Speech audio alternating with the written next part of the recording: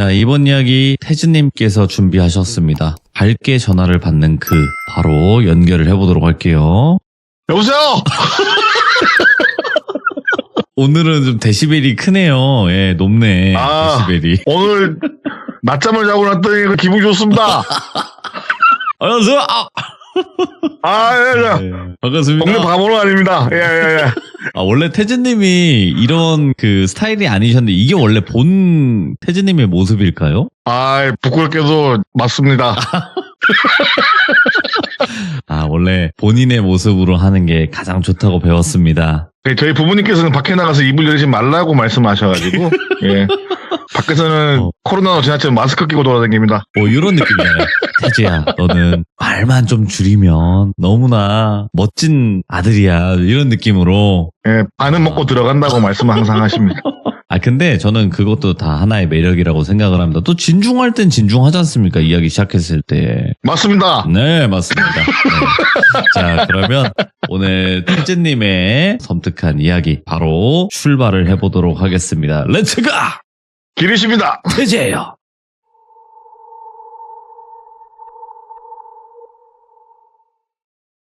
이번 이야기는 들려주신 분은 지금은 평범한 주부로 살고 계세요.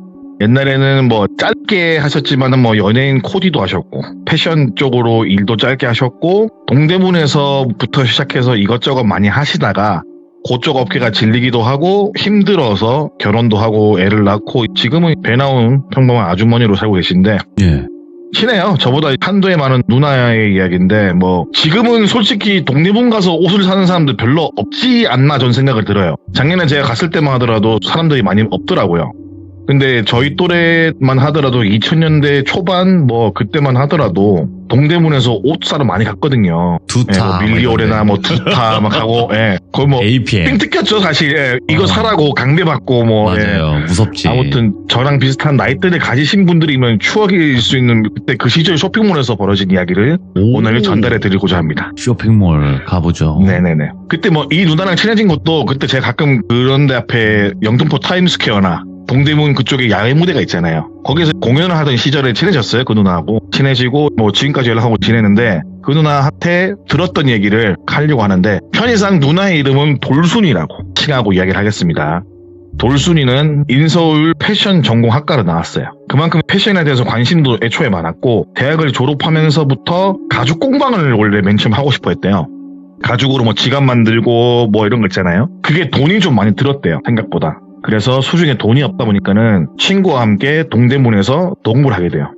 그때가 아마 2000년대 한 초중반 그 시절이었고 옷을 파는 매대에서 일을 하는 게 아니라 옷감 같은 걸 떼다 주거나 쇼핑몰이나 디자인 시안 같은 걸 받아가지고 옷을 만들어서 납품을 한다든지 아니면 카피를 떠서 지금은 불법이고 그때도 불법이지만은 제작을 한다던가 그런 식의 일을 했다 하더라고요. 도매로도 옷을 떼기도 하고 소매로도 옷을 떼주기도 하고 그런 식으로 했다고 하는데 전 솔직히 들어서 잘 뭔 말인지 모르겠습니다. 이 부분에 아시는 분들은 혹시라도 나중에 말씀해 주시고 아무튼 디자인도 하고 옷감도 만지고 이래저래 실무에 도움이 되는 직장에서 일선으로 뛰면서 그래도 경험이라는 게 쌓일 거 아니겠습니까? 그래도 이게 언젠가 도움이 될 거다라는 생각에 진짜 열심히 살았대요. 보통 저희는 아침에 출근하고 오후에 마치잖아요. 근데 이 사람들은 거의 반대더라고요. 자정쯤에 출근해가지고 오후 1-2시 마치고 거의 그런 식으로 살았다고 하더라고요. 이제 그 동대문 쇼핑몰 옆에 보면은 평화시장이라고 하는 시장이 하나 있어요. 그 옆에 천이 하나 흐르거든요. 근데 그 천을 지나면은 도매점 가게부터 해가지고 지금은 제 기억으로 갔을 때 호텔 같은 것도 있고 했던 기억이 나는데 그 당시 때 호텔은 없던 걸로 기억을 하고 도매점 가게에 많았던 그런 상가 같은 게 포진되어 있었다고 하더라고요. 근데 여기 밤에 가보신 분은 알겠지만 그 시절에 낮에는 사람이 그래도 많아서 활기차 보여요. 근데 저녁만 되면은 되게 많이 으슥해요 거기가. 지금은 어떻게 변했는지 저는 잘 모르겠지만 그 시절에 저녁 때 거기를 지나간다 꽤나 담력이 강했던 사람인 걸로 기억을 합니다. 그러니까 막말로 한창 잘 나가던 그 동대문 쇼핑몰 타워 그 시절에 다리 하나로 두고 이렇게 분위기가 상반되어도 되나 싶을 정도로 새벽까지 삐까뻔쩍한 동대문 패션타워 쪽을 넘어서서 말씀드린 그 장소로 오면은 너무너무 조용하고 여기서 범죄가 일어나도 여기는 진짜 모르겠다 라고 생각이 들 정도로 고요하고 적막했다고 하더라고요. 아무튼 똘순이가 일하던 당시 보통은 출퇴근 시간이 그렇게 됐고 그런 근무 환경이었고 일찍 마치면 오후 1시, 늦게 마치면 3시쯤 마치고 근무 시간만 생각하면 몸이 녹아내리는 그런 정도의 근무 시간이에요. 근데 그때는 젊기도 했고 이루고 싶은 꿈이 있다 보니까는 일이 힘들진 않았다고 하더라고요. 하루하루 거래되는 거래점 수가 늘어나기도 하고 즐거웠다 하더라고요. 출근을 하면은 수많은 인터넷 쇼핑몰에서 문의해준 옷이라든가 뭐 옷감이라든가 그런 것들 있잖아요. 전반적인 패션 용품에 대한 재고 파악을 해서 오토바이 퀵으로 보내든 따로 발주를 넣어주든 뭐 이렇게 일 처리를 하고 이것저것 하다 보면은 해가 떠요. 해가 뜨면은 밥을 먹고 지방에 있는 쇼핑몰들이 있을 거 아니에요. 뭐 대구나 부산 뭐 이런데 거기도 유명 쇼핑몰들이 많으니까 그런데 보내고 보면은 마치는 시간이 되는 거예요. 이렇게 하루하루 바쁘게 보내고 익숙해지고 바쁘고 돈도 잘 벌리고 보람도 느끼면서 막 일을 하다 보니까는 이 동선이 너무 아까운 거예요. 지금 있는 사무실에서 내가 여기저기 왔다 갔다 하기에는 시간이 너무 많이 소요되는 거예요. 그래서 안 되겠다. 그냥 동대문 옆에 바로 있는 데를 구하자라는 생각으로 아까 말씀드렸던 그 고요하고 약간 밤 되면 으스스한 그런 곳에서 공실로 비어있는 사무실을 임대를 받게 됩니다.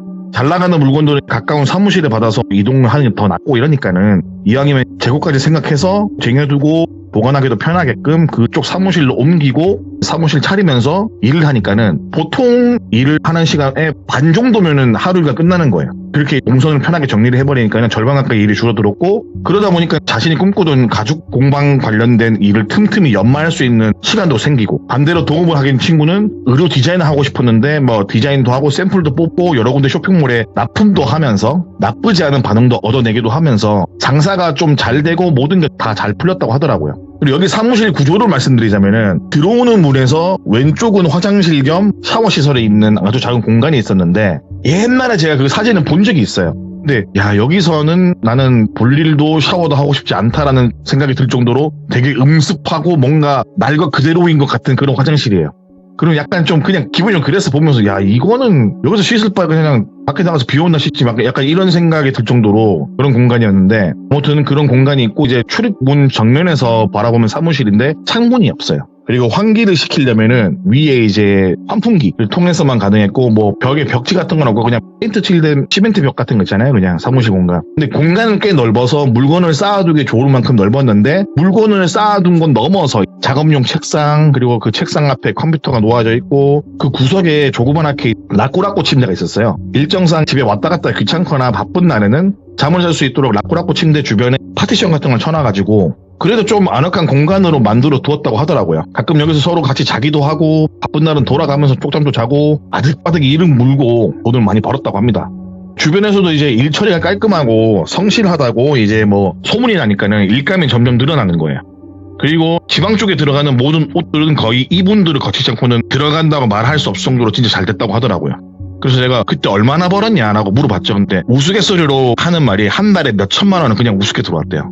근데 우리는 그걸 써보지도 못할 만큼 바빴다. 그래서 우리는 그냥 장난삼아서 우리 이렇게 일하면은 국세청에서 왜 이렇게 돈 많이 버냐고 잡으러 올 것 같다고 할 정도로 열심히 일하고 많이 벌었다고 합니다. 아무튼 그렇게 일에 치여서 살다가 친구한테서 이상한 얘기를 듣게 되는 거예요. 그러니까 그 이야기인 즉슨 그 상가 건물 1층에는 작은 담배 가게가 있어요. 우리가 흔히 버스 정장 앞에 보면은 그 담배나 버스카 충전하는 그런 조그만한 공간 아시죠? 지금은 좀 보기 힘든데 그런 가게가 있었다고 하더라고요. 근데 그 가게 1층에서는 뭐 담배나 버스카 충전 신분만 파는 게 아니라 따뜻한 두유도 팔고 삶은 계란 같은 것도 팔았대요. 그래서 출퇴근길에 배고프거나 출출하면 거기서 계란도 많이 까먹고 두유도 많이 사 먹었다 하더라고요. 근데 거기에 계신 담배가게 사장님께서 하시는 말씀이 야 젊은 사람들이 진짜 열심히 산다. 새벽에도 나와 있고 오후에 뭐 문 닫아도 뭐 있어도 뭐 퇴근은 언제 하는 거냐 라고 물으시길래 아 저희가 업무가 바빠서 사무실 안에서 쪽잠 잘 때도 있고 출퇴근 시간이 항상 불규칙하다라고 어르신께 말씀을 드리니까 한창 나이 때 놀기도 잘 놀아야 되고 돈도 중요한데 다 좋다. 근데 그 내가 주제넘은 이야기일 수도 있는데 방금 아가씨 이야기 듣고 생각났는데 거기서 잠은 좀 안 자는 게 좋지 않을까? 라는 말씀을 하시게 되는 거예요.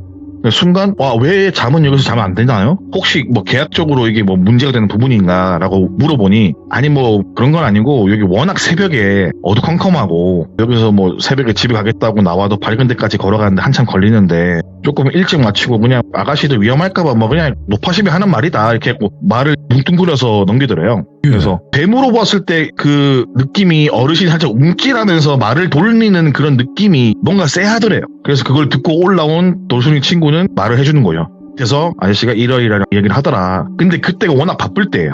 막 일을 하면서도 그래 아유 근데 야 지금 그런 소리 할 때가 아니라 지금 일할 게 천지다. 일단 일부터 하자 이러면서 그냥 넘긴 거예요. 그때 그 일을 아무것도 아닌 듯. 이렇게 또 하루를 바쁘게 살다 보니까는 달력은 어느 12월을 가리키고 있었고 연말에 사실 12월 전까지 할 수 있는 모든 일들은 몰아서 해놓고 12월 달은 스키장에서 보내자라는 생각을 했대요 원래. 근데 현실은 그렇지가 않죠. 12월이면은 봄 신상도 해야 되죠. 2월 된 상품 뭐 연말 특가 뭐 이런 거 많잖아요. 엄청 바빴대요. 휴식이고 나발이고 더 바빴다고 하더라고요. 그렇게 바쁜 일정이다 보니까는 집에 들어갈 시간이 있겠습니까? 없죠.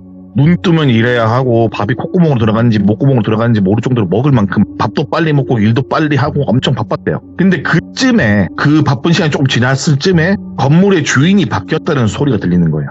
건물주가 바뀌었으니 아마도 비워야 될 수도 있다 이 자리를. 아니면은 뭐 재계약할 수도 있다. 근데 이사를 가야 될 수 있으니까는 그거를 준비해놔라고 관리인께서 말씀하신 거예요. 건물주가 말한 게 아니라 그 건물을 관련 관리인께서 와가지고 말을 한 거예요. 그래서 하시는 말씀이 그렇게 될 수 있으니까는 일단 내가 말은 잘해보겠다.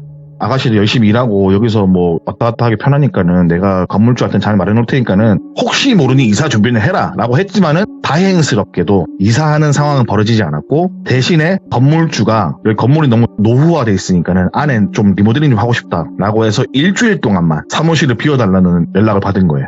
근데 사람이 죽으란 법은 없는지 때마침 자주 거래하던 옷 가게들이나 인터넷 쇼핑몰들이 연말에 남은 기간 동안 재고 정리를 해야 된다. 우리도 남은 거 털어야 되니까는 앞으로 뭐 당분간은 옷 받을 일이 없다. 이런 식으로 돼버려서 뭐 딱히 바쁠 일이 없었대요 그때. 그래서 당장 가지고 있는 물품만 빨리 정리하면 되니까는 창고로 비워야 되니까. 그래서 시간적으로 대략 이렇게 이것저것 바쁘게 처리하고 보니까는 일주일 정도 쉬는 시간이 돌아오더래요. 딱 일주일 정도 휴가 시간이 돌아오길래 와 그래도 연말에 이렇게 보상을 받네 이러면서 일주일 동안 꿀맛 같은 휴가를 떠납니다. 일주일간의 휴가를 마치고 사무실로 돌아와 보니 벽 도색도 밝게 다시 하고 화장실도 깔끔하게 되어 있는 거예요. 아까 말씀드렸다시피 그냥 비 오는 날 밖에서 그냥 씻고 말지라는 마인드가 들 정도로 어두컴컴하고 뭔가 기분이 안 좋은 화장실이었는데 깔끔하게 잘 되어 있더라고요. 그리고 뭐 알고 보니까 벽에 창문이 원래 있던 거였어요. 그 환풍기 있던 그 밑에가 합판 같은 걸로 창문 쪽을 막아둔 거를 합판을 걷어버린 거예요. 그걸 걷어내니까는 사무실 내부 한쪽 벽이 통창처럼 미닫이로 큰 창문이 하나 생겨서 환기도 좋고 볕도 쐬면서 일할 수 있는 공간이 되어서 너무 좋았다고 하더라고요. 너무 좋아서 건물주한테 연락을 드리고 싶지만은 번호를 모르니까는 그냥 관리하시는 분한테 연락을 드려서 고맙다고 말씀드리니까는 관리인분께서 다짜고짜 하시는 말씀이 근데 아가씨들 그거 알고 있었어? 이러는 거예요. 뭘요? 그러니까는 합판 뜯어내니까는 합판 안쪽에 뭔 부적이 그리 많아. 아가씨들은 몰랐어? 라는 이야기 듣게 됩니다. 그래서 그 돌순이가 부적이라니요? 아니 내가 그 리모델링 한다고 했을 때 업자들이 와가지고 갑자기 작업을 못하겠다고 해서 가보니까는 유독 그쪽 호실에 아가씨들이 있는 호실에 합판이 되어 있더라고. 원래 창문 자리인데. 그리고 뭔 놈의 부적이 그리 많은지 뭐 웃돈 주고 철거해달라고 했다. 그래서 이렇게 됐는데 아가씨도 아는 거 없냐고. 아니 없었다. 우리는 그냥 이게 벽인 줄 알았다. 애초부터. 우리는 창문이 있는 것도 몰랐다. 그냥 벽인 줄 알았다라고 말하니까는 그 관리인분께서 그러니까 다른 호실도 다 창문이 있는데 여기만 왜 벽으로 되어 있지? 이거 전에 세입자 때도 이랬나? 잘 모르겠네. 뭐 이런 식으로 넘기시는 거예요. 아무튼 뭐 뜯어보니 합판 안쪽에다가 부적을 수십 개를 붙여놨다라는 이야기를 듣게 되는 겁니다. 자신들은 모르는 일이라고도 하고 전화를 끊었는데 뭔가 기분이 좀 쎄하잖아요. 찜찜하고. 하지만 또 언제 그러냐는 듯이 워커홀릭 마냥 일이 바쁘니까 일에 치이고 뭐 이렇게 바쁘고 막 하니까 하루하루를 보냈다고 하더라고요. 근데 그쯤부터 알게 된 이상한 게 하나 있는데 밤에 작업을 할 때 뭔가 누가 쳐다보는 느낌이 드는 거예요. 그리고 누가 살짝 몸을 만지는 차가운 느낌이 들었다고 하더라고요. 예를 들어 막 일을 하고 있는데 누가 다리를 한번 쓱 훑고 가는 그런 느낌 있잖아요. 목덜미로 쓱 훑고 가는 거. 좀 더 예를 들자면 우리가 바닷가에서 수영을 할 때 발목이나 이렇게 차가운 물이 쓱 지나간 느낌 있잖아요. 네. 그런 느낌처럼 중간중간 일할 때 뭔가 되게 불쾌하고 차가운 뭔 이상한 것들이 몸을 훑고 지나는 느낌을 받았다고 하더라고요. 그냥 처음에는 별거 아닌 거라고 생각하고 넘겼는데 사람이나 이게 반복이 되면은 신경 쓰이잖아요. 그렇죠. 하루 이틀도 아니고. 그래서 돌순이가 친구한테 조심스레 물어봅니다. 야, 나 이러이러해서 이런 느낌 받은 적 있는데 너도 있냐? 라고 물어보니까 그 친구도 어머, 나도 요즘 그런 느낌 자주 받는다. 사실 너한테 말할까 말까 많이 고민했는데 괜히 바쁘고 내가 몸이 피곤해서 그런가 보다 하고 넘겼다. 예. 그리고 이건 어디까지 내 개인적인 경험담인데 며칠 전에 사무실에 남아서 자려고 내일 아침 또 일찍 뭐 할 것도 많고 해가지고 자려고 침대를 피고 정리를 한 다음에 샤워도 마친 다음에 불을 딱 끄고 자려고 했는데 뭔가 느낌이 여기서 자면은 큰일 날 것 같은 느낌이 진짜 등골을 타고 흘렀다 순간. 너무 오싹해지고 갑자기 허리가 너무 아프더라. 예. 그래서 지갑만 챙겨서 부른 애 도망갔다라고 말을 하는 거야.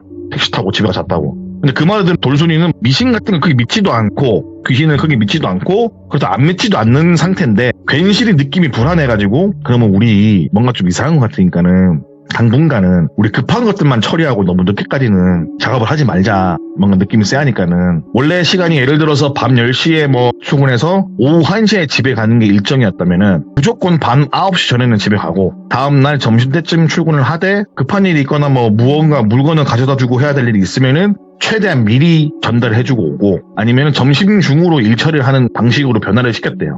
그게 안 되는 사업장들이 있을 거 아니에요. 거래처들이. 그런 부분들은 수익이 좀 아깝더라도 그거를 제외하고 거래를 끊으면서까지 그렇게 일을 했다고 하더라고요. 근데 그때쯤 되면은 어차피 돈을 모을 만큼 많이 모았대요. 내가 가죽 공방을 10번을 망해도 다시 일어설 수 있겠다 싶을 정도로 많이 모았대요.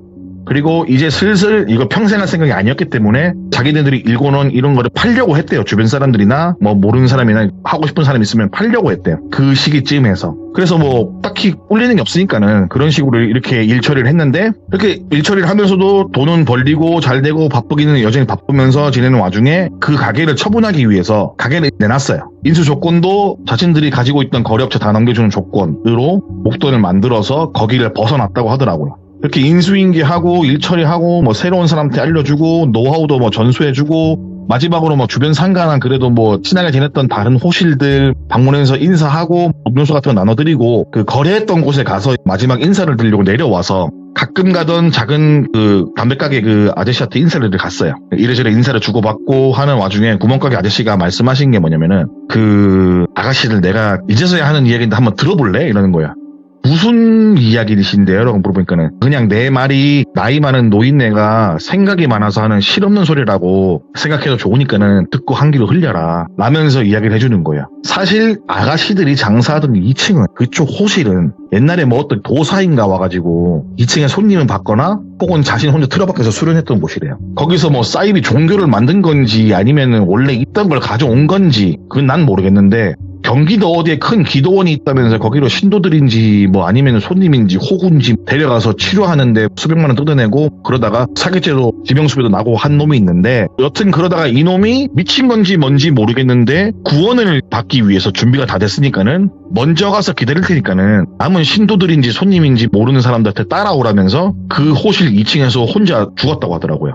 근데 이놈이 뒤질 때 남겨놓은 유언장에 1000명을 데리고 가야 자신이 구원을 받고 힘을 얻는다고 적어두고 뒷일을 부탁하니 어쩌니 저쩌니 살아생전에 뭐 내 가게도 자주 왔는데 와서 하는 소리라고는 다 이런 실없는 소리밖에 없었다. 뭐 지옥 같은 현세를 벗어나서 구원을 받니 어쩌니 세상이 아무리 거지 같아도 그걸 믿는 바보 천지는 나는 아닌지라. 아하. 한 귀로 듣고 한 귀로 흘렸지만은 근데 사건은 여기서 끝이 아니라 웃긴 거는 이놈이 뒤지고 나서 별 생각 없이 그냥 하루하루 살아가는데 내가 문득 알게 된 사실이 있었다. 어느 날 뉴스를 보는데 많이 본 얼굴이 뉴스에 나오는 거야. 자주. 사이비 기치료사인지 사기꾼인지 네. 같이 다니던 사람이 있었는데 진도 들어주고 그랬던 사람이 있었는데 그 사람이 뉴스에 나온 거야. 내가 얼굴을 잘 알지. 왜냐면 왔다 갔다 많이 했으니까. 그래서 뉴스를 보면서 이 사람이 왜 뉴스에 나왔냐 하고 보니까는 알고 보니 이 사람이 연쇄살인범이라고 잡혔대요. 어이구. 뉴스에 이름이 나왔다. 예. 정남규라고. 사이비 사기꾼은 죽었고 거기에 자주 들락날락 하던 놈은 살인범이라고 잡혔고 근데 어디까지나 내 생각인데 이 개같은 자식 말고도 여기서 신도라고 설치는 인간들 중에 하나같이 전과자 아니면 뭐 출신이 명확하지 않은 애들 많았다. 예. 그래서 관리인도 방을 빼라 뭐라 말하다가도 나쁜 일 생길까봐 별 말을 못했다. 그럼 내가 이런 세세한 이야기를 어떻게 하냐고 물어보면은 관심이 있어서 여기저기 뭐 들으려고 수소문한 게 아니라 알다시피 난 여기 담배도 팔고 계란도 팔고 하다 보니까 와서 사람들이 시시껄렁한 얘기를 많이 한다. 그러면은 여기 뭐 그 당시 때 사기칠 때도 형사가 왔었고 뭐 주변 사람들 신도들도 오거나 뭐 이렇게 들어보면은 이 내용을 내가 종합해봤을 때 이런 이야기가 나오는 거다. 아무튼 이야기 듣다 보니까는 그 사이비 종교를 믿는 놈인지 뭔지가 사라지고 나서 이상한 사람도 나타났고 거기다가 내가 좀 더 이게 아구가 맞다고 느낀 게 뭐냐면은 정남규라는 했던 말이 사람을 1000명을 죽여야 했는데 못 죽였다. 그래서 안타깝다. 라는 인터뷰를 했다. 그걸 보면서 관계가 있지도 않을까라는 생각을 한다. 근데 나는 내 개인적으로는 맞다고 생각하는데 그거는 뭐 내가 이상하게 말한 걸 수도 있고 아닐 수도 있고 근데 나는 개인적으로 그 생각을 한다. 라고 말을 하는 거야. 그리고 그렇게 장사를 했던 그 2층 아가씨들이 있던 그 원래 자리는 대부분 사람들이 6개월은커녕 몇 달을 제대로 살지도 못하고 나갔다. 희한하게 다들 일이 그렇게 안 풀렸는지 못 버티고 망하거나 반 미쳐 나갔는데 아가씨들은 왜 멀쩡한지 모르겠다. 뭐 내가 그냥 괜한 노파심으로 이야기하는 거고 어디까지나 내 생각이니까 이게 맞다 틀리다는 말은 못하지만은 일전에 이런 일이 있었다고 말해줄까라고도 옛날에 마음 먹었다가 하루에도 수십 번씩 가게를 왔다 갔다 하는 아가씨들 일하는 거 보니까는 가게에 붙어있는 시간은 얼마 없겠구나라는 생각이 들어서 말을 아꼈다. 네. 아무튼 이제 나간다고 하니까는 이 실없는 늙은이가 나가는 마당에 하는 그냥 실없는 소리라고 듣고 흘려라. 근데 가만 보니까 아가씨들 2명 말고 1명은 아직 안 내려왔네? 이러는 거예요. 참고로 돌순이하고 친구 둘이서 동거를 했어요. 근데 아저씨가 말하는 거는 왜 3명이 다 안 내려오고 2명만 내려왔냐는 거예요. 그래서 돌순이가 네? 저희가 2명인데요? 그러니까 아니야 2명 아니야. 아가씨들 3명이었어. 이러는 거예요. 무슨 말인지 물어보니까는 늘 내려올 때 2명씩 내려왔대요. 그러니까 예를 들어서 뭐 원단 들고 어디 가야 될 일이 있으면은 1명이 안 오고 꼭 2명이 내려왔대요.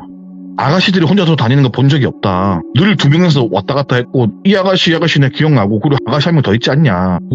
아니다 우리 2명밖에 없다 라고 말하는데 아저씨 얘기를 종합적으로 듣다 보니까 내린 결론이 뭐냐면은 저녁 시간대만 꼭 둘이서 내려오는 거예요. 아침 시간대는 혼자서 오르락 내리락 하는 걸 봤는데 저녁 시간대만 2명이서 오르락 내리락 하는 거예요. 그러니까 점심 때문에 돌순이나 돌순이 친구만은 이제 오르락 내리락 하는 거고 이 얘기 듣고 이 아저씨가 왜 이럴까? 우리한테 그냥 가는 마당에 그냥 놀리려고 이러는 건가? 이런 생각을 했대요.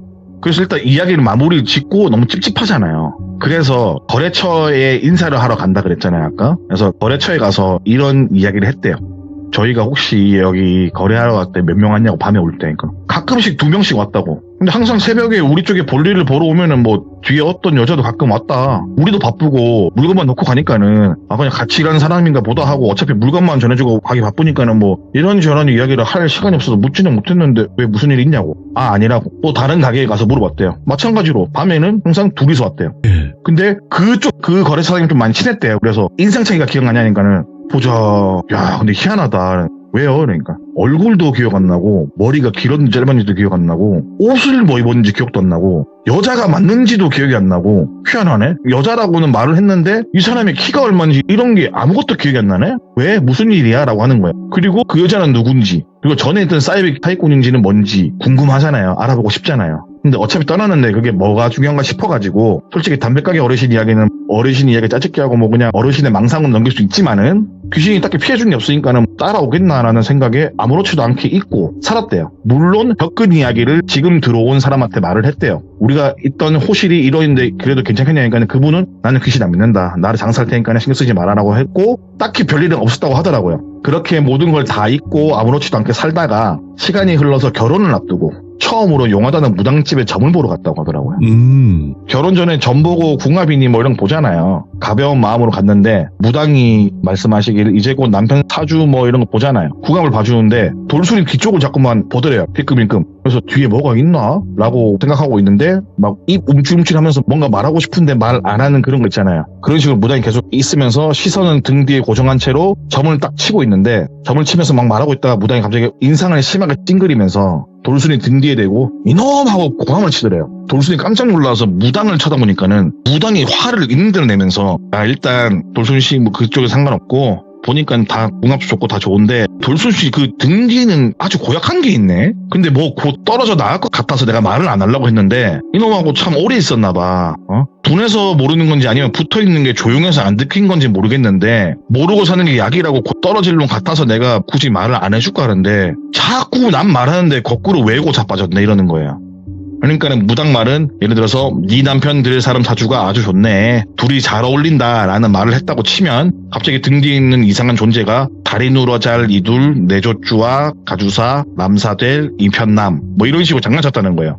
그래서 무당이 화를 내고 있던 거고, 아무튼 무당께서는 별일 없을 거라고 말을 하고, 뭐 아무쪼록 지금까지도 뭐 귀신한테 데이거나 그 뒤로 뭐 후유증이 있거나 안 좋은 일이 있거나 그런 거는 없이 살았다고 하더라고요. 그래서 오늘 이야기는 여기서 마치겠습니다. 아니, 더 섬뜩한 부분이 뭔 줄 아세요? 뭘까요? 아까 태진님이 이거 말씀하시는데 초중반 넘어갈 때쯤이었나? 누가 정남규 이야기를 했어요. 아 진짜요? 예, 했어요. 어떻게 했을까요? 어떻게 알아봤지? 아마 그쪽에 그때 당시에 종사하던 분이 아니었을까? 또 이야기를 들으신 분도 계시겠지만요, 이거를. 그렇죠. 네, 저만 네. 알고 있는 얘기는 아닐 거예요. 아마. 그렇죠. 그래서 또 여기서 나왔을 때 너무나 더 섬뜩했어요. 이게 실시간으로 채팅을 아까 봤었거든요, 제가. 네네네. 근데 이 얘기 들었을 때 제가 한번 조사를 해봤어요. 정남규 전 몰랐거든요, 자세히. 네네. 근데 이 사람이 경기도에서도 사람도 많이 하고, 아우, 난리가 했더라고요. 아니었어, 네. 진짜. 그래서 보니까 또 동대문에서도 했더라고요. 예.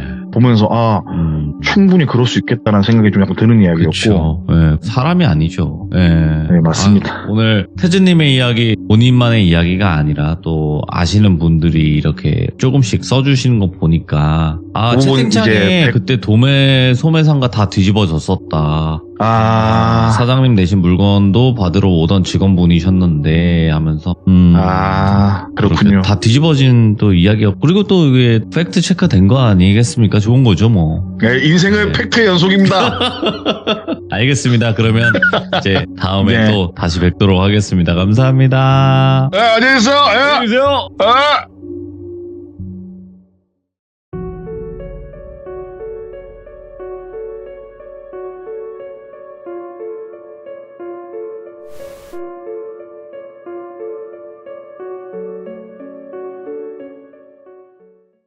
자, 여러분들 반갑습니다. 태진님께서 찾아오셨습니다. 굉장히 처음 전화 받으실 때 텐션이 좋으신 분인데 오늘 들려주실 이야기, 어떤 섬뜩한 이야기를 들고 오셨을지 같이 한번 만나보도록 하겠습니다. 여보세요? 여보세요? 안녕하세요? 안녕하세요. 안녕하라고 강요하지 마십시오. 알아서 하겠습니다. 명령하지 마라 이렇게 해주세요. 명령하지 마라. 반갑습니다. 예. 태진님, 오랜만입니다. 아이고. 그러니까요. 오늘 또 이렇게 밝은 모습으로 찾아와 주셔서 감사해요. 왜냐면 이렇게 밝게 와주시는 것만으로도 뭔가 하루에 너무나 또 힘들고 걱정이었던 것들이 이렇게 한 번 더 웃음으로써 날려버릴 수 있어요. 그렇죠. 또 우리 또 귀족님들도 이렇게 잠깐이나마 웃으시면 또 맞아. 건강에 좋지 않겠습니까? 맞습니다. 아이고. 네. 자, 제가 그래서- 돌비님 소변으로 가는 동안 네. 떠오른 노래가 하나 있어요. 한번 들어볼 수 있을까요? 부르진 않고요. 제목은 말씀드릴게요. 제목이 뭐죠? She's Gone. She's gone. 예, 오늘 뭐 변기 뭐 부시고 오신 것 같은데. 아이고. 예, 바로 출발하시죠. 네, 감사합니다. 자, 그러면 바로 오늘 이야기 어떤 이야기일지 출발을 해보도록 하겠습니다. 렛츠 고! 기리십니다. 태제요!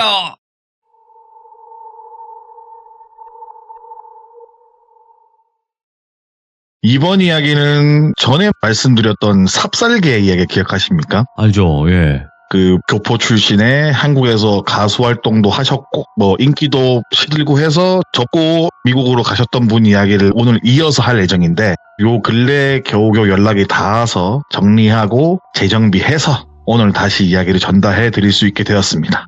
이분은 한국에서 꽤나 유명한 가수 활동을 하셨고 세월이 지나가면서 추억 속으로 점점 잊혀지는, 사라지는 그런 가수가 되시다가 1년의 사고를 겪으시고 뭐 그걸로 가신 건 아니지만 여튼 다시 미국으로 돌아가셔서 생활을 할 때 이야기입니다. 뭐 이야기를 다시 여쭐 때 말씀하신 거는 지역 같은 건 밝히지 말아달라, 그냥 크게 미국이라고만 설명을 드려야 될 것 같고, 언제나 그렇듯 이야기 속 주인공은 똘비로 오늘도 칭하겠습니다. 이렇게 똘비는 한국에서 활동을 하고 미국으로 돌아온 뒤에 한 3년 가까이 가만히 집에서 요양만 했다고 하더라고요. 정말 가끔 친구들 만나서 이야기도 하고 술도 한두 잔 하기도 했고, 근데 거의 모든 시간은 집에서 게임만 했다고 합니다. 뭐 게임이라는 게 온라인 게임을 했던 게 아니라 콘솔 게임 위주로 뭐 친구들끼리 가끔 모여서 4인 큐도 돌리기도 했고 뭐 이렇게 콘솔 위주로 게임 많이 했고, 이런 식으로 무덤덤하게 어찌 보면은 백수처럼 지내다 보니까는 예. 시간을 보내다 보니까 슬슬 게임도 질리는 시기가 오잖아요. 뭐 프로게이머도 아니고 뭘 먹고 살아야 되나 하는 고민을 할 때쯤 소일거리 삼아서 시작해보려고 한 게, 한국에서 가수들이 예를 들어서 뭐 LA 한인축제, 어디 한인축제 이런 식으로 공연을 오잖아요. 아니면 뭐 다른 한국 가수가 미국에서 콘서트를 개최한다거나 아니면 아시아에 있는 어떤 가수나 어떤 그런 쪽에서 미국으로 공연을 오거나 이럴 때 행사에 도움을 주는 에이전시 같은 걸 하는 분을 아는 지인에게 소개를 받았어요. 예. 그래서 그분이 있는 작은 에이전시 같은 곳에서 처음에 일을 조만간 시작하기로 한 거예요. 근데 앞선 이야기를 들으신 분은 아시겠지만 일전에 그런 기묘한 일을 겪은 다음에 미국에 살 때 삽살개를 어떻게든 수소문해서 한 마리를 키우고 계셨대요. 근데 요 녀석의 특징이 헛짓은 없고 애교도 크게 없고 뭐 친구들이 오든 가끔 내가 외출을 나가든 술을 진탕 먹든 그냥 옆에만 붙어가지고 가만히 앉아있고 눈만 껌뻑껌뻑거리면서 자기만 쳐다보고 이렇게 가만히 앉아있고 되게 얌전한 아이였대요. 그렇게 소일거리 삼아서 에이전시 일을 하려고 첫 출근을 하려고 하니까는 옷을 차려입고 나가려고 하니까 걔가 와서 냄새를 킁킁 맡더래요. 그리고 바지자락을 물고 안 놓아줬다고 하더라고요. 낑낑거리고 바지를 살짝 물었다가 놨다, 두 발을 들고 몸에 안겼다가 뭐 내려왔다가 주변을 돌다가 한두 번 지졌다가 평상시에 하여간 볼 수 없는 행동들을 하길래 예. 내가 오랜만에 옷 차려입고 이러니까 낯설어서 그런가? 내가 출근하는 걸 아는 건가? 그런 식으로 생각을 하다가 문득 머릿속으로 스쳐 지나간 게 일전에 있었던 일도 있었고 그러다 보니 아니면 혹시 내가 뭐 안 좋은 건가? 라는 생각이 들었다고 하더라고요. 그래서 일전에 벌어졌던 일 때문에 삽살개에 대해서 다른 시각을 가지고 있던 터라 그냥 애교를 피우거나 그런 모습을 본 게 아니라 내가 지금 나가면 안 될 상황인 건가? 라는 생각까지 도달하게 됐다 하더라고요. 그런 생각이 들었고 불길한 느낌을 갑자기 심하게 받게 돼서 그날 같이 원래 보기로 했던 원래 출근을 하기로 했던 에이전시 그 아는 지인에게 연락을 하게 됩니다. 오늘 몸 컨디션 조절에 실패해서 몸이 심하게 지금 아파서 병원을 가야 될 것 같다. 오늘 약속한 거 알고 나가는 거 아는데 정말 죄송한데 오늘 말고 내일 뵈면 안 되겠냐, 출근하면 안 되겠냐, 죄송합니다라고 이렇게 이야기를 하는데 그 소개받았던 에이전시 그 하시는 분이 아니 오늘 진짜 중요한 행사인데 몸이 진짜 너무 안 좋은 거 아니면 어쩔 수 없냐, 당일날 이렇게 펑크 내는 게 말이 되냐, 업무에 지장이 생긴다, 오신다고 해가지고 많은 사람들도 모아놓고 이렇게 했는데 이렇게 되시면은 곤란할 것 같다, 앵간하면은 몸이 조금 나으시면은 와서 인사라도 하고 가는 게 어떻겠냐라고 말을 하는 거예요. 그런데 뭔가 마음속으로 내키지가 않더래요. 약간 근데 마음이 좀 약해지려고 할 때 삽살개가 전보다 더 과격하게 자신한테 달려드는 거예요. 온몸으로 막으려는 자꾸 낑낑거리고 막 어쩔 줄 몰라 하는 행동을 자꾸 취하길래 안 되겠다, 이 녀석이 이러는데 분명히 이유가 있을 거다 라는 생각에 저도 어지간해선 피해를 안 주고 싶은데 오늘 진짜 몸이 너무 안 좋다, 내일 꼭 뵙고 말씀드리겠다니까는 그런 식으로 실랑이를 벌였대요. 한 10여 분 정도 간곡하게 부탁도 해보고 이렇게 해보고 하는 사이에 어쩔 수 없지 않냐, 그러면 내일 뵙겠다라고 말하면서 전화통화를 끊게 돼요. 근데 이런 전화를 받고 나서도 이게 맞나 싶은 생각이 들고 있는데 전화를 끊고 소파에 앉으니까 강아지가 또 가만히 있더래요. 그때도 가만히 앉아 눈만 꼼뻑꼼뻑하면 자기를 쳐다보고 있고 마음 한켠으로는 진짜 뭔가 있는 건가? 뭐 때문에 이러는 거지? 라는 생각이 드는 거예요. 그냥 별거 아닌 건데 내가 일을 크게 생각한 건가? 라는 생각을 가지면서 그렇게 하루를 보냈다고 하더라고요. 이렇게 니엇니엇 해가 지고 저녁 무렵이 되었을 때 친한 지인한테 한 통의 전화를 받게 되는 거예요. 전화의 내용인 즉슨 원래 일을 하려고 가려고 했던 그곳 사장, 그러니까 아까 말씀드렸던 그 지인이었던 에이전시 하시는 분이 사기꾼이다, 지금 투자한 사람들 행사 관련된 업체들 돈 다 들고 잠수를 탔다 라는 이야기에 전화를 받게 되는 거예요. 근데 사실 이 똘비라는 분도 그 사업에 투자를 하기로 했어요. 그날 가서 투자를 하기로 했는데 아무래도 잊혀져가는 가수라고는 해도 워낙 그래도 한국에서 A급 수준의 연예인이었고 그런 시절을 보내다 보니까는 자신의 얼굴과 이름으로 내걸고 사업을 할 생각으로 규모도 좀 키워보고 투자도 받으려고 했던 시기였는데 그 사기꾼이었던 지인 소개를 받은 사기꾼이 어느 정도 투자자가 모이고 돈이 모이니까 들고 튀어버린 거예요. 사실 첫날 그날도 나가서 하려고 했던 게 뭐냐면은 투자금에 대한 서명 그리고 뭐 계좌이체 같은 그런 일들이 있잖아요. 그런 걸 하기로 했던 날이었다고 하더라고요.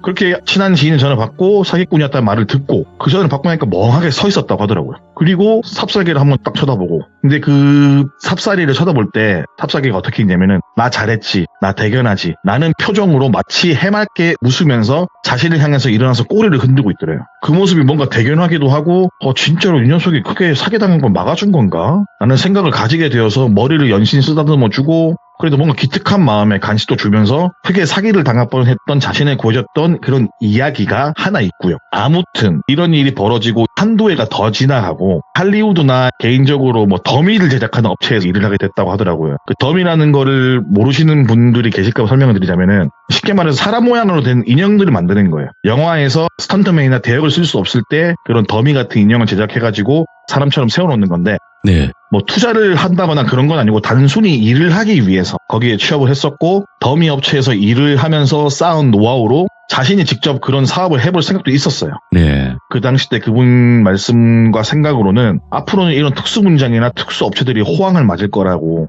그냥 지극히 개인적인 생각으로 그쪽 업계에 발을 들였다고 하더라고요. 일도 생각보다 적성에 맞고 재미가 있었다고 하더라고요. 그렇게 일을 하면서 한 해가 지나가고 그 이듬해가 지나가고 아무래도 실력도 점점 쌓이면서 일의 숙련도까지 붙으면서 이제는 회사 내에서도 손에 꼽히는 제작자로 일을 했고 더미 제작에 나름대로 일각이 나도 있구나 라는 생각을 하면서 일에 더 재미를 느끼면서 마치 하드워커처럼 이렇게 일을 하는 게 너무너무 재밌는 거예요. 예. 그러다가 어떤 공포 영화의 더미 제작을 의뢰받게 되었어요. 영화에서 원하는 더미를 제작하면서 기묘한 일을 겪게 되는데 일의 재미를 느끼다 보니까 자신이 만드는 더미의 이름을 지어서 부르는 습관이 생긴 거예요. 예를 들어서 귀신 주인공이 있고 뭐 조연이 있을 거 아니에요? 예를 들어서 만드는 더미 주인공 귀신 이름을 뭐 지미, 다른 조연급 귀신들은 펌, 데이비드, 존슨 이런 식으로 등등 이름을 지어 불렀던 거예요. 그러니까 만들면서 아이고 지미 뭐 완성이 다 돼가네, 펌 넌 좀 주름 좀 더 넣어야겠다, 뭐 데이비드는 너는 옷을 좀 더 허름하게 해야겠다, 뭐 이런 식으로 혼자 말을 하면서 작업을 했던 거예요. 이렇게 새로 의뢰받은 공포 영화는 실화를 바탕으로 제작된 공포 영화였고 그런 인형을 제작하는데 어김없이 다른 작품들처럼 이름을 지어서 불렀다고 하더라고요. 마감 기한도 널널했고 뭐 시간적으로도 문제는 없었지만은 이 당시에는 일에 미친 시절이어서 늦게까지 작업실에 남아서 작업을 하고 제작도 하고 여차하면 밤샘 작업도 서슴지 않고 즐겁게 일하던 때라서 차에서 쪽잠을 자거나 혹은 사무실 한켠에서 간이 침대에서 쪽잠을 자거나 하면서 며칠 동안 집에 들어가지 않는 날도 있었다고 하더라고요. 근데 그 당시 옆집에 친하게 지내던 흑인 부부가 있었는데 그분들이 집에 혼자 남은 삽살이를 봐주기도 하고 가끔은 친구들이 들러서 데리고 가서 놀아주기도 하고 했다고 하더라고요. 미국에서 주마다 법은 다 다르지만은 거기 자신이 있던 주에서는 개를 집에 혼자 일정 시간 이상 방치를 하면 벌금이 내거나 심하면은 개를 다른 입양자에게 보낼 수 있는 그런 법이 있다고 하더라고요. 그래서 의무적으로 몇 시간이 넘지 않게끔 친구나 주변 지인들에게 개를 좀 돌봐달라 아니면 좀 집에 데리고 가서 며칠 동안 있어달라 이런 식으로 부탁을 한 거예요.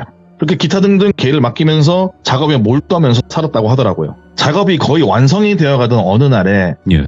이제 오랜만에 집에 들어가서 며칠 푹 쉬고 올 생각을 하게 돼요. 왜냐면은 그 주가 할로윈 주였거든요. 그래서 할로윈 주를 보내기 위해서 일을 몰아한 것도 있고 늘어지게 잠잘 생각, 늘어지게 술 먹을 생각, 게임할 생각, 뭐 강아지하고 산책할 생각 이런 걸 다 하면서 일을 몰아서 해놓고 기쁜 마음으로 퇴근을 해서 차에서 내려 주차를 한 뒤에 집으로 딱 들어와서 문을 여니까는 삽살이가 거실에 우뚝 서서 똘비를 바라보고 있는 거예요. 그래서 천천히 똘비 몸 주변을 빙글빙글 돌면서 냄새를 맡고 보기도 하고 이렇게 있는데 오랜만에 봐서 낯설어서 그런가? 근데 그래봤자 한 뭐 며칠 사이인데 내가 아니면 뭐 며칠 동안 씻질 않아서 냄새나 많이 나서 그런가? 이런 생각도 하는 거예요. 그러다가 똘비가 들어온 문 쪽으로 점점 시선이 향하더니 문 밖에 마치 누가 있는 것처럼 으르렁거리는 거예요. 평상시 지짐도 없다고 말씀드렸잖아요. 그 녀석이 갑자기 문 쪽을 보면서 사납게 막 짖어대는 거예요. 이게 뭐지? 밖에 뭐가 있나? 문 쪽을 보니까 아무도 없어요. 혹시나 밖에 누가 있는가 싶어서 확인을 하려고 현관문을 잡고 밀려고 하니까는 삽살이가 문고리에 올린 손에 자신의 앞발을 가져다대면서 손을 물려고 가는 거예요. 살살 낑낑거리면서 문 열지 말라는 것처럼. 그래서 이 녀석이 문을 열지 말라고 살살 물려고 하는 건가 아니면 낑낑거리는 건가 이런 생각에 장난을 치는 성격이 강아지가 아니었기 때문에 뭔가 문제가 있나 싶어서 딱히 문을 열지 않고 거실로 가서 소파에 앉아서 낑낑거리고 있는 삽살이를 만져주면서 야 왜 그래 무슨 일이야 하면서 걱정을 하고 있는데 미국은 대부분 창문을 커튼으로 가려두는 집이 많아요. 그 이유는 밖에서 집안을 못 보게 하는 것도 있고 혹여 그렇게 창문을 오픈해두면은 집에 사람이 없거나 아니면 범죄에 노출이 되는 경우가 많다 보니까는 대부분 작은 창문이라도 커튼을 달아서 집안을 볼 수 없게 가려둔다고 하더라고요. 아무 생각 없이 삽살이를 달래주다가 소파에서 일어나서 커튼 쪽으로 슬쩍 다가가서 밖에 누가 있나 보려고 하니까는 삽살이가 세상 사납게 이빨을 드러내고 짖는 거예요. 전에는 그냥 경고성 짖음이었다면 진짜 이번에는 마치 커튼을 열면 나 너 문다? 이런 식의 짖음처럼 들렸다고 하더라고요. 그 정도 짖으니까는 다시 소파로 돌아가서 삽살이를 달래주는데도 삽살이 눈은 창문을 향해 있고 이빨을 무섭게 드러내고 있었다고 하더라고요. 그렇게 뭐 10여 분간 삽살이를 달래주고 좀 잦아들길래 샤워를 마치고 방에 들어가서 잠을 청하려고 했대. 몸도 피곤하고 아무래도 평상시에 침대에는 절대 올라오라고 안 올라온대요. 삽살이가. 안고 자고 싶어도 절대 안 올라온대요.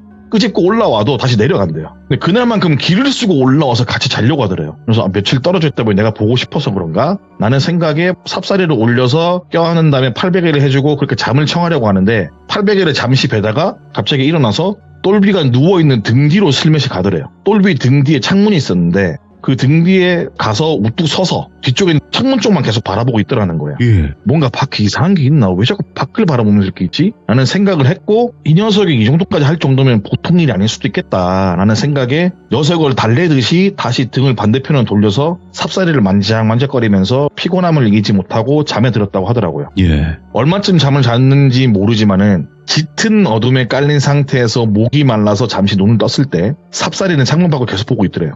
그것도 앉아서 보는 게 아니라 서서 보고 있더래요. 그 모습에 걱정이 좀 되긴 하잖아요. 그래서 삽사리를 안고 야 왜 그래? 뭐 밖에 뭐 있어? 무슨 일이야? 왜 그러는데? 이렇게 말을 해도 또 막상 주인 품에 안겨서는 또 세상 순진한 눈망울로 주인을 보면서 얼굴도 핥기도 하고 댕청댕청한 모습도 보이기도 하고 이런데 이 녀석이 오밤중에 자꾸 왜 이러지? 라는 생각을 하게 되는 거예요. 이렇게 물을 한 잔 마시려고 주방으로 걸어 나갔는데 똑같이 따라오더래요. 물을 마신 대로 경계하는 것처럼 창문 쪽을 자기가 앞에 딱 막고 물을 다 마시고 침실로 가니까는 뒤따라서 딱 들어오면서 진짜 경계하듯이 그리고 천천히 걸어가니까 코로 막 밀어요. 빨리 들어가자고 침실로. 그런 몸짓처럼 하면서 잠옷을 깨물기도 하고 해가지고 알았다 하면서 침실로 빨리 들어오게 됐다고 하더라고요.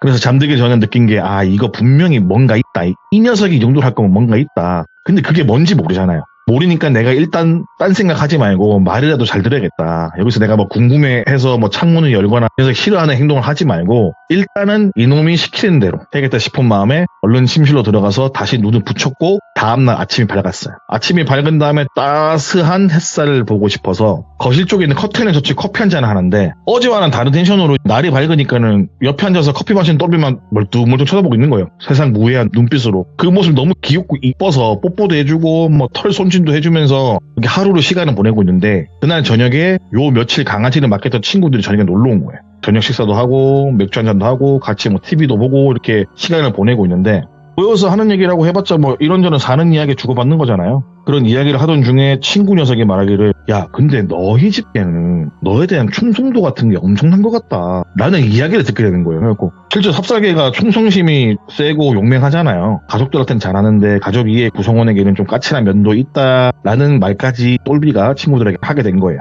친구가 이제 말하는 건 또 야 그래서 그런가 요 며칠 내가 대신 맡아서 키울 때 느낀 건데 저녁에 잠을 안 자. 너희 집 방향으로 몸을 돌려 세우고 해 뜰 때까지 꼿꼿하게 서서 지켜보다가 아침에 해가 뜨면 그때 잔다? 그게 다 충성심 때문인 거구나. 난 너희 집 현관문은 그렇게 뚫어져라 보길래 난 솔직히 뭔가 싶었다 라는 이야기를 한 거예요. 참고로 걔를 맡아준 친구 집은 우리가 흔히 보는 전형적인 미국 주택 있잖아요. 그런 집인데 그 똘비네 집에서 그냥 길 건너서 바로 옆집이에요. 가까운 거리예요. 단순히 뭐 주인이 없고 있고 떠나서 간에 경계심을 가지고 본다는 것도 약간 신경이 쓰였는데 근데 가만히 생각해보니까 전에 한국에 볼 일이 있어서 가거나 외출이 길어지거나 혹은 부모님께 맡길 때 혹은 이 친구 말고 다른 지인들에게 맡길 때도 이런 일을 있었다고는 들어본 적이 없거든요. 멀뚱멀뚱 가만히 앉아있고 쳐다보고 이게 아니라 그냥 가만히 앉아있대 얌전하게. 근데 어제 봤던 모습과 어제 봤던 모습을 플러스 친구의 말을 들으니까 경계심이 가득했던 모습들이 기억이 나니까는 분명 뭔가 알 수는 없지만 이상한 부분이 존재를 하는구나 하고 느꼈다고 하더라고요. 아무래도 신비한 경험을 해본 적이 있던 터라 예민하다면 예민하고 쓸데없다면 쓸데없는 생각이라고 볼 수 있지만 그래도 신경이 쓰이긴 쓰였다고 하더라고요. 그 시절이. 그렇게 즐거운 저녁 식사를 마치고 이런저런 다른 이야기를 하다가 시간이 늦으니까 친구들은 집으로 돌아가고 먹고 난 자리 식탁 정리나 쓰레기 같은 걸 치우는 사이에도 그냥 삽살이가 뭐하고 있나 한번 탁 쳐다보면은 대문 앞을 계속 토성거리고 있는 거예요. 냄새를 맡거나 뭔가 발견한 듯이 우두커니 서가지고 창문 한쪽을 응시하기도 하고 그러다 또 돌아다니면서 마치 그 경비가 집안 순찰하는 것처럼 돌아다니고 있는 거예요. 눈에 보이지 않는 무언가 문 밖에 있는 것처럼 진짜 너무 경계심이 심한 모습을 보이니까 뭐지? 하는 생각이 계속 머릿속에 물음표로 뜨고 그렇게 주변 정리를 다 하고 이것저것 정리를 하고 잠자리에 들 준비까지 다 마치고 침실을 향했는데 마찬가지로 어제와 같이 삽살이는 침실 쪽 창문을 바라보면서 침대 위에 올라와서 서 있었고 그 모습을 보면서 말이라도 할 줄 알면 물어볼 텐데 말 못하는 짐승이 어떤 생각을 하고 있는지 지금 왜 이런지 너무 궁금하고 신경 쓰였지만 뭐 딱히 어떻게 할 수 없는 상황인지라 에라 그냥 잠이나 자자라는 마인드로 잠에 들었다고 하더라고요. 그렇게 또 다음날 해가 뜨니까는 삽살이는 자고 있었고 그렇게 며칠 정도는 뭐 집 밖을 안 나가고 그런 거 없이 휴식을 취하고 시간을 보냈다고 하더라고요. 그리고 할로윈 축제 날이 되었어요. 마을 전체가 어느 정도 좀 약간 시끌벅적하고 똘비도 친구들도 뭐 몇몇 이웃들이 모여가지고 파티도 하고 맛있는 음식도 먹고 낮에는 뭐 지역 내에서 축제하는 곳에 들려서 재밌게 놀기도 하고 이렇게 아주 바쁘고 왁자지껄한 하루를 보내고 집으로 돌아왔다고 합니다. 그날 또 뭐 파티다 보니까 술도 많이 먹고 이래저래 피곤하기도 해서 잠에 들었고 다음날 아침에 밝았다고 하더라고요. 삽살이는 요 근래 언제 그러냐는 듯이 똘비 곁에서 잠을 자고 있었대요. 그래서 전날 먹은 숙취로 인해서 라면이나 하나 끓여 먹을까 하는 생각으로 주방으로 향했고 예. 날씨가 너무 맑더래요. 그래서 거실에 또 커튼을 딱 걷고 햇살을 맞으면서 라면을 하나 딱 먹고 있는데 그렇게 먹으면서 바깥 풍경을 딱 둘러보는데 때마침 옆집에 친하게 지내는 흑인 부부가 마당에서 이것저것 뭔가를 하고 계시는 게 보였대요. 아, 오랜만에 뵙네. 잠깐 나가서 인사라도 하고 와야겠다. 걔도 맡아주시고 이런 생각에 라면을 다 먹고 문 밖을 나서서 옆집 흑인 부부에게 인사를 하러 갔다고 하더라고요. 인사를 하고 요즘 일이 바빠가지고 뭐 이 시간대는 오랜만에 인사드린 것 같다라는 인사를 시작으로 이것저것 뭐 사는 이야기, 동네 이야기, 뭐 재미난 에피소드 간단하게 하다 보니까는 몇십 분이 훌쩍 지나고 있더래요. 잠시 정신을 놓고 이야기를 하다 보니까는 삽살이 밥도 줘야 되고 해서 그만 인사를 하고 다시 들어가려고 하는데 그 등 뒤에 하시는 말씀이 뭐냐면은 어제 근데 새벽까지 집에 손님들이 많이 들락날락 거린 것 같은데 아침 일찍 다 갔나 봐요. 이런 얘기를 하는 거예요.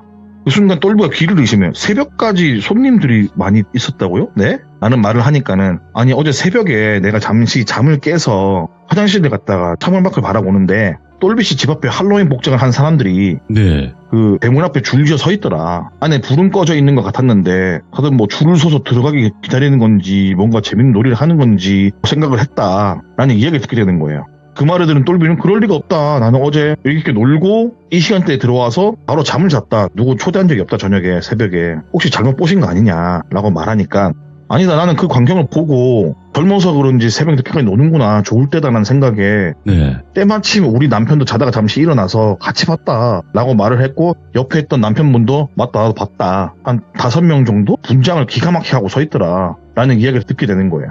그 말을 듣고 흑인 부부를 이상하게 볼 수는 없고 그렇다고 이분들이 굳이 없는 이야기를 지어서 할 필요가 없는 사람들이잖아요. 그래서 궁금함을 못 참고 물어본 게 그럼 집 앞에 서 있던 사람들의 인상차기가 어떻게 되냐 라는 걸 물어보게 된 거예요. 그러자 그 흑인 부부가 하는 말이 한 명은 옷이 다 해지고 뭐 늘어진 이브닝 드레스 같은 걸 입고 있었고 뒤에 있던 사람은 클래식한 정장을 입고 있던 것 같은데 마찬가지로 여기 다 해지고 얼굴은 어떤 분장을 했는지 뭐 잇몸이 뭐 찢어져가 드러나는 마스크인지 분장을 하고 있었고 그 뒤에 서 있는 사람은 10대 소녀 같았는데 옛날에 입었을 것 같은 뭐 10대 소녀의 드레스 같은 걸 입고 서 있었는데 뭐 옷 옆으로는 갈비뼈 같은 것도 드러나는 모습을 보였었고 누가 봐도 진짜 비싼 돈 들여서 코스프레 한 것처럼 사람들이 서 있었다. 그래서 나는 요즘 사람들은 저렇게 진짜 퀄리티 좋게 해서 할로윈 파티를 보내는구나. 옛날 우리 어릴 때는 그냥 마녀 옷에 코만 길게 한다던가 망토에 호박 쓰고 돌아다니는 시절이 아니구나 라는 생각을 했다. 그래서 나는 기억한다. 재밌게 노는구나 이렇게 생각을 했다라는 이야기를 듣게 되는 거예요. 근데 인상착의를 듣다 보니까는 희한한 부분이 발견되는 게 뭐냐면은 자신이 만들어둔 더미 의상과 거의 일치한 거예요. 더미 인형들과 얼굴 변형된 부위나 특징을 강조한 갈비뼈나 뭐 튀어나온 거나 이런 부분들이 자신이 만든 더미들과 99% 유사하다는 느낌 받은 거예요. 그렇다고 이 흑인 부부가 그 더미 인형을 본 적은 없을 거 아니에요. 그래서 혹시나 싶은 마음에 혹시 그러면 절름발이 같은 느낌의 사람은 없었냐 라고 물어보니까는 절름발이는 모르겠고 뭔가 허수아비 같은 느낌이었는데 아니다. 가만히 생각해보니까 허수아비 맞는 것 같다. 팔을 양쪽으로 벌리고 한 발로 콩콩 뛰고 있는 걸 본 것 같다 라는 이야기를 하게 된 거예요. 근데 그 이야기 듣자마자 추가된 설명도 없이 절름발이만 듣고도 자신이 만든 더미에 대한 이게 똑같은 거예요. 또 그렇게 맞춰보니까 와 이거 보통 일이 아니다. 뭔가 삽살이가 내가 집에 돌아온 날부터 신경이 예민해진 이유와 어제 아주머니가 본 이상한 존재들이 뭔가 연관이 되어 있을 거다 라는 생각에 아주머니에게 요 며칠간 있던 이야기를 하게 된 거예요. 여기서 근데 짚고 넘어가야 될 게 제가 네. 굳이 옆집 부부라고 부르지 않고 흑인 부부라고 한 이유는 인종차별이나 뭐 그런 게 아니라 이분들은 뭐 자신들만의 주장이지만은 마리라보의 후손이라고 마을에 소문이 나신 분이에요. 그러니까 미국에 뿌리내린 문화가 딱 2개가 있어요. 네. 부두술과 재즈. 오. 2가지인데 여기서 마리라보라는 존재는 부두술을 미국에 처음 깊게 뿌리내린 존재고 부두술사 혹은 치료사로 불리는 전설적인 인물이라고 하더라고요. 오호, 예. 근데 이분들의 자손들이 살아있다는 말이 있고 죽었다는 말이 있을 만큼 약간 신비적인 존재인데 이 사람들이 우리는 마리라보의 후손이다. 우리 선대가 마리라보다라고 말하고 동네에서도 그렇게 유명한 부두술사예요. 근데 이분들은 저주를 내리거나 그런 부두술을 하는 게 아니고 치료 목적으로 하시는 부두술을 하셨고 봉사활동도 많이 했고 사람들 되게 선했다고 하더라고요. 그래서 부도술 같은 걸 집에서 심심치 않게 했었고 마을 사람들은 그다지 좋아하지는 않았지만은 똘비는 이사를 왔을 때부터 친절하게 대해준 그 부부에게 반감을 가지거나 나쁜 감정은커녕 어려운 일에도 자신 일처럼 도와주기도 했었고 도움받은 적도 있고 마찬가지로 똘비도 좋은 음식이나 뭐 술 같은 걸 베풀기도 할 정도로 친하게 지내던 이웃이라고 하더라고요. 가끔 뭐 보면은 아주 많은 사람들이 그녀의 집에 방문해서 무언가를 조언을 얻거나 치료의 목적으로 방문하는 걸 봤기 때문에 혹시나 내가 겪은 지금 이상한 기현상에 대한 답을 알지 않을까라는 생각에 요 며칠간 있었던 일을 다 말한 거예요. 걔가 뭐 한 거부터 해가지고 뭐 한 걸 다 말을 한 거예요. 그리고 당신들이 봤던 거는 내가 지금 제작 중인 영화에서 쓰이는 더미 인형이다 라는 이야기를 했었고 더미 인형이 살아 움직일 리는 없다. 물론 당신이 물어보기 전에 난 그냥 그들의 특징을 물어봤을 뿐인데 그 특징들이 궁더덕이 없이 모든 게 더미 인형이 똑같다 라는 이야기를 똘비가 하게 된 거예요. 그리고 똘비가 말을 하면서 당신이 봤던 이브닝 드레스는 뭐 예를 들어 짐이고 클래식한 정장을 입은 게 뭐 톰이고 그 뒤에 누구는 제이슨이고 누구는 데이비드고 뭐 이런 얘기를 주저주저 하는데 흑인 부인께서 갑자기 말을 끊고 말씀하시길 지금 인형들에게 하나하나 이름을 지어서 불러주고 있었냐 라고 물어봤다고 하더라고요. 똘비는 내가 작업을 하면서 애착을 가지고 만든다 보니까는 이름을 지어서 불러주고는 있다. 더미 인형이 좀 내가 한 땀 한 땀 정성 들여서 만들어서 이름을 지어서 불러줬다 라는 이야기를 하는 순간 그 부인께서 말씀하시길 동양은 어떤지 몰라도 우리 부두에서는 인형은 두 가지로 나눈다. 저주를 내리거나 행운을 주거나 저주를 낼 때도 인형을 쓰고 이 사람에게 행운을 줄 때도 인형을 쓴다. 더미도 어찌 보면 당신의 손으로 만든 인형이고 이름을 지어주고 불렀다면은 아마도 얘들이 온 건 나쁜 뜻으로 온 건 아닌 것 같긴 하다. 만약에 네가 했던 모든 말이 다 사실이라면은 사실 할로윈데이는 지금은 상업적인 이미지가 강하지만은 원래 귀신들이 설치고 돌아다니기 가장 좋은 날이다. 그래서 그 시즌쯤 되면은 귀신들이 많이 돌아다니는 것도 있다 사실. 그래서 아마 인사를 하러 온 건 아닐까라는 생각을 한다 조심스럽게. 만약에 나쁜 뜻으로 왔다면은 어떻게든 당신한테 해를 가하려고 했을 거고. 그러니까 일단 그렇게 해를 가하려고 한 건지 아니면은 그냥 좋은 의미로 온 건지 모르니까는 당신의 충성심 강한 걔가 혹시 모를 참사를 막기 위해서 그렇게 긴장을 하고 경계를 한 것 같다. 적어도 내가 보기엔 그러한 것 같다. 근데 만약에 오늘도 당신의 강아지의 경계심을 가진다면은 일수로 보면은 그건 좀 위험할 수도 있겠다. 오늘도 혹시 헛짓음을 하거나 경계를 하면서 경비를 쓰면은 나한테 한번 다시 찾아와라. 내가 어떻게 해야지 해결 방안을 말해주겠다. 라는 이야기를 듣게 되는 거예요. 그 이야기를 듣고 잠시나마 위로 아닌 위로를 받은 뒤에 얼떨떨한 상태로 집에 돌아오니까는 삽살이가 소파에서 누워서 눈만 껌뻑껌뻑 하면서 똘비를 바라보고 있는 거예요. 그 부부께서 말씀하신 게 진실인지 아닌지 알 수는 없지만은 이 녀석이 나를 지킨다고 요 며칠 고생한 거 아니에요 쉽게 말해서. 그래서 털도 다시 또 한번 빗어주고 특식도 내어주고 뭐 이것저것 챙겨주었고 다행스럽게도 그날 저녁부터는 경계심 없이 그냥 주인 옆에 붙어서 언제나 늘 봐왔던 얌전한 삽살이로 돌아왔다고 하더라고요. 우려했던 대로 다시 그 인형들이 찾아오는 일은 없었던 거죠. 다시 정상화가 된 삽살이의 일상으로 돌아온 뒤 휴가를 보낸 뒤 출근을 하게 되는데 보통 더미 제작을 하면은 만든 걸 접어서 놓거나 이런 게 아니라 테이블 위에 하나씩 가지런히 놓아두었다고 하더라고요. 근데 그날 출근했을 때 누군가가 마치 포개둔 것처럼 한 곳에 가지런히 다 포개져 있더래요. 그래서 이상하다. 누가 내 사무실에 들어왔나? 라는 생각에 다른 직원에게 물어보니 무슨 소리냐. 네 작업실 키는 너 말고 가지고 있는 사람이 없는데 우리가 어떻게 네 작업실 들어갈 수가 있겠냐. 키는 너만 들고 다니는 거다. 이거 한계다. 라는 이야기를 전해 듣게 되는 거예요. 근데 자신이 포개진 상태로 두고 퇴근한 건 절대 아니었거든요. 왜? 미완성 작품은 그렇게 포개두고 갈 만큼 정신머리가 없던 상태도 아니었고 미완성이기 때문에 더더욱 하나하나 소중히 펼쳐놨는데 포개져 있던 거죠. 그래서 순간 든 생각이 진짜 혹시 집 앞으로? 이 녀석들이 온 건가? 라는 생각을 한 번 더 하게 되었고 그 뒤로는 더미 인형의 이름을 지어서 불러준다던가 따로 신경 써서 챙겨주는 거는 그만두었다고 합니다. 오늘의 이야기는 여기까지입니다. 아무튼 태진님은 그냥 오셔서 이렇게 밝게 인사만 해주시고 가셔도 저는 너무나 좋은데 이런 듣기 힘든 이야기까지 들려주셔서 저는 더 좋은 것 같아요. 아닙니다. 감사합니다. 안녕하세요.